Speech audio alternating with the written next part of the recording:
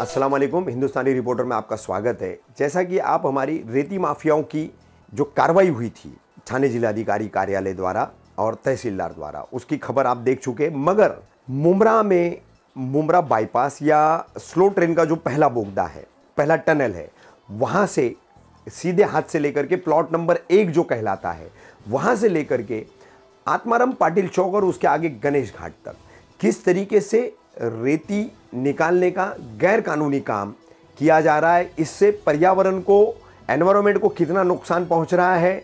रेती निरंतर निकाले जाने से इसी खाड़ी में बने हुए स्लो ट्रैक और फास्ट ट्रैक के रेलवे ब्रिज को बहुत तेजी से नुकसान पहुंच रहा है। कभी यहां पर कोई बड़ी दुर्घटना हो गई, पानी का बहाव बढ़ गया, मिट्टी खिसक गई नीचे की, और कंटिन्यूस रेती उत्खनन की वजह से, यानी कंटिन्यूस सैंड रेजिंग की वजह से नीचे की ब्रिज के पायों की रेती और मिट्टी अगर ढीली हो गई तो ये जरूर नुकसान पहुंचाएगा। मगर इस और प्रशासन का ध्यान कब जाएगा, ये एक सवाल है। पर्यावरण को जो नुकसान पहुंच रहा है, मैनग्रोव की कटाई हो रही है। मैनग्रोव सुनामी जैसी बाढ़ को रोकने में हमेशा काम आता है। बाढ़ें जो आती है, सैलाब जो आता है, उसको रोकने का काम मैनग्रोव करता है। ये बाकायदा साबित हो चुका है। उसके बावजूद जो है रेती माफिया मैनग्रोव की निरंतर कटाई कर रहे हैं, चाहे वो रेती बंदर खाड़ी का किनारा हो पूरा या मुमरा चूहा पुल की खाड़ी हो। मगर प्रशासन इस पर कार्रवाई करने में जो तत्परता उसे दिखानी चाहिए वो नहीं दिखाता है। गाहे बगाहे शिकायतें मिलने के बाद पर्यावरण प्रेमी शिकायत करते हैं, समाज सेवक शिकायत करते हैं, 10 शिकायतें, 20 शिकायतें, 25 शिकायतें होने के बाद एक हाथ कार्रवाई होती है। उसमें भी वो इल्लीगल सैंड रेजिंग माफिया कौन है, वो अवैध रेती उत्खनन करने वाला माफिया कौन है, इसका उन्हें कोई अता पता नहीं होता, ऐसा उनका दावा होता है। इसलिए पुलिस में जो आपराधिक मामले दर्ज होते हैं उसमें किसी का नाम नहीं होता। बेनामी अपराध दर्ज होकर के सालों साल वो बगैर किसी जांच के, बगैर किसी गिरफ्तारी के वैसे ही पुलिस की फाइलों में पड़ा रहता है।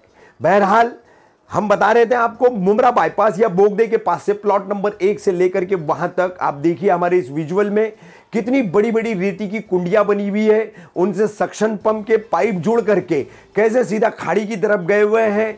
खाड़ी में बार्जेस चलते रहते हैं, वो सक्शन पंप के जरिए रेती बार्ज से लेकर के जाली में जो छानने का काम करती है, और उससे फिर इस पाइप के जरिए सीधा प्लॉट पर, और प्लॉट पर आने के बाद सीधा गाड़ी में, बगैर किसी रॉयल्टी के, बगैर किसी राजस्व को चुकाए बिना। इससे रोजाना सरकार को, जिलाधिकारी कार्यालय को, राजस्व विभाग को, रेवेन्यू मिनिस्ट्री को लाखों रुपए की चपत लगती है। उसके बावजूद सरकार इसको रोकने में नाकामयाब है।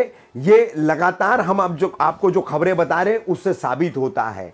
तो क्यों इसके लिए रेती माफियाओं पर एमसीओसी लगाने की मौजूदा भाजपा सरकार ने बात कही थी, लेकिन अब तक उस पर कहीं भी अमल में होता हुआ दिखाई नहीं दे रहा है। हम आपको बता दें, हमें स्थानीय सूत्रों ने जो जानकारी दी है कि मुमरा रेती बंदर खाड़ी परिसर में किन किन अवैध रेती माफियाओं का जो है यहां पर काम चलता है, सरकार को राजस्व की चपत लगाते हुए, रेवेन्यू लूटते हुए, सरकार का पर्यावरण को, एनवायरनमेंट को नुकसान पहुंचाते हुए, मैनग्रोव की कटाई करते हुए, रेलवे के ब्रिज को नुकसान पहुंचाते हुए, कौन वो रेती माफिया है जो यहां पर निरंतर अवैध रेती उत्खनन कर रहे हैं, इल्लीगल सैंड रेजिंग कर रहे हैं और पूरे पर्यावरण को नुकसान पहुंचा रहे हैं। हम आपको जो है उनके नाम बता रहे। ये नाम हमें इसी धंधे में, अवैध रेती उत्खनन के धंधे में पहले जो लिप्त लोग थे, और यहां पर जो पर्यावरण प्रेमी हैं, जो सामाजिक लोग हैं, समाज सेवक हैं, जो इसकी शिकायतें करते, उनके जरिए ये नाम हमें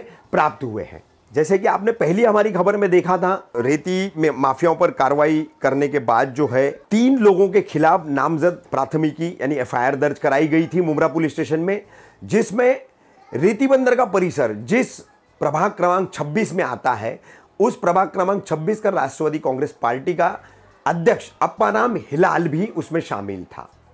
तो अभी भी हमें जो जानकारी मिली है कि इस कार्रवाई के बाद भी, अपराध दर्ज होने के बाद में भी अप्पाराम हिलाल, समीर पैठनकर, अशफाक सिद्दीकी या खान ऐसा कुछ नाम है, जयेश पाटिल, ऐसे कुछ लोग हैं, ये बताए जाते हैं कि निरंतर यहां पर अवैध रेती उत्खनन कर रहे हैं और इस तरीके से पूरा जो है गैर कानूनी काम करके रेलवे, मैनग्रोव्स, पर्यावरण और सरकार की तिजोरी सभी को नुकसान पहुंचा रहे हैं। उसके बावजूद जो है इन पर आज तक राज्य सरकार की घोषणा के मुताबिक किसी तरह से एमसीओसी जैसे कड़े कानून के तहत कोई कार्रवाई आज तक नहीं की गई है।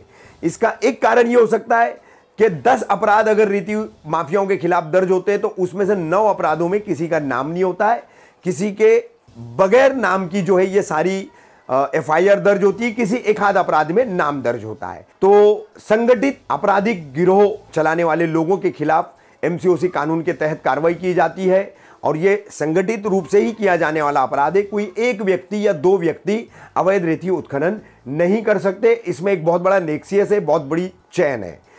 और एक आरोप जो है स्पष्ट रूप से हमेशा थाने जिलाधिकारी कार्यालय, रेती गट का काम देखने वाले तहसीलदार, रेवेन्यू के तहसीलदार, यहाँ मुमरा मंडल अधिकारी, यहाँ के तलाठी, इन तमाम पर जो है स्थानीय पुलिस प्रशासन समेत समाज सेवक और पर्यावरण प्रेमी आरोप लगाते कि इनकी मिली भगत के बगैर निरंतर यहाँ रेती माफियाओं का सक्रिय रहना असंभव है, ये नामुमकिन है। तो ये देखिए किस तरीके से ये पूरा काम यहाँ पर किया जा रहा है, प्लॉट नंबर 1 से पूरी खाड़ी के दूसरे सिरे तक का जो आत्माराम पाटिल चौक से आगे है। कैसे चलता है रेती माफियाओं का काम, किस तरीके से अवैध रेती उत्खनन मुमरा रेती बंदर खाड़ी परिसर में रेलवे बोगदे के प्लॉट नंबर 1 से लेकर के आत्माराम पाटिल चौक से आगे तक के पूरे हिस्से में कैसे रेती उत्खनन किया जा रहा है, कैसे कुंडियां बनी हुई है, सारी चीजें कैसी है, इसकी पूरी जानकारी और ये नेक्सस भी कैसे चलता है और इसमें क्या नुकसान हो रहा है, इसकी पूरी जानकारी देने वाली थी आज की ये हमारी खबर।